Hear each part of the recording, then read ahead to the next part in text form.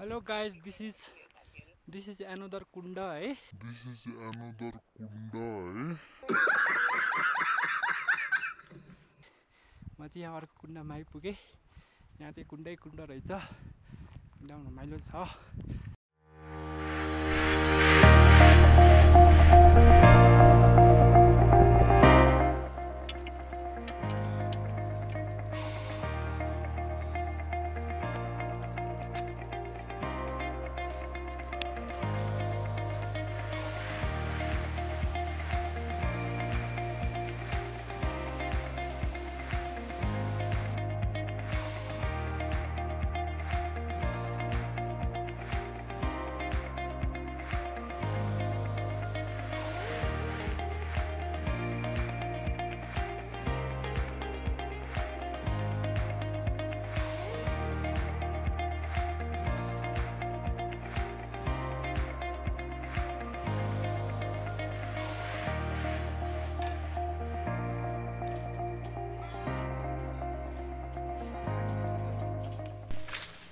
Now it's raining and where we are exactly I don't know, but I'm sure that के way to Kosakunda and यहाँ छन् मेरो दुईटा तीनजना केटाहरू. पानी परिरहेछ. पानी पर्यो भन्दा नि उसले बादलले शीत झारेर. सो हामी लगभग अहिले देउरालीबाट 2 घण्टा हिँड्यौँ. यहाँबाट साथीहरू लम्किँदैछन् अगाडि. त्यही अगाडि बाटो देख्नलाई चाहिँ सकिन्छ. त्यस्तो कुहिरो पनि लागेको छैन. सो तर मजा आइरहेछ है हिँड्नलाई. एकदम शान्त वातावरणमा सुनसानमा टक्क हिँड्दाखेरि चिसो शीतल हावामा मजा आइरहेको छ.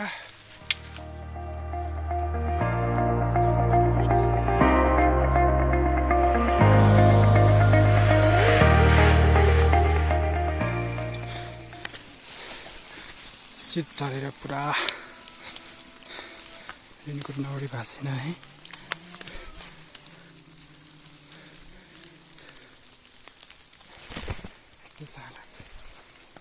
केटाहरू पुगिसक्यो.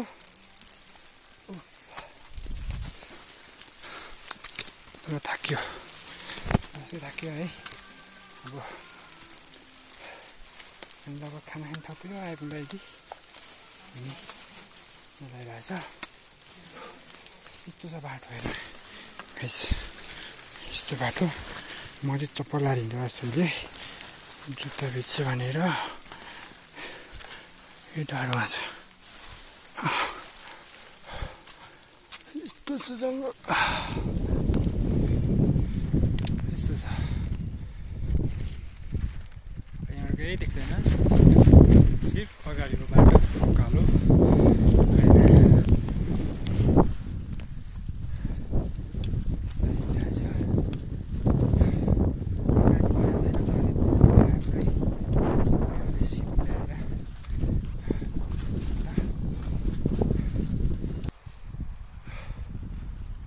गाइस यो चाहिँ भैरव कुण्ड होइन.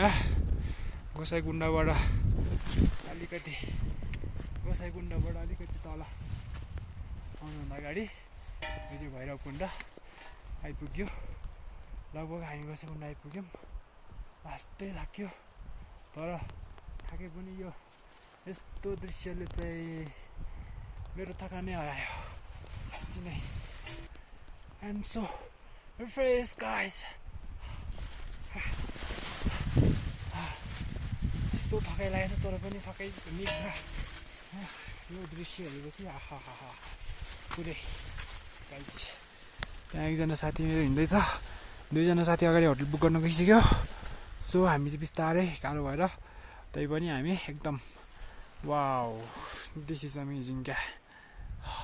यहाँनिर चाहिँ गोसाइकुण्ड यो भन्दा उतापट्टि यो चाहिँ अर्को कुण्ड है.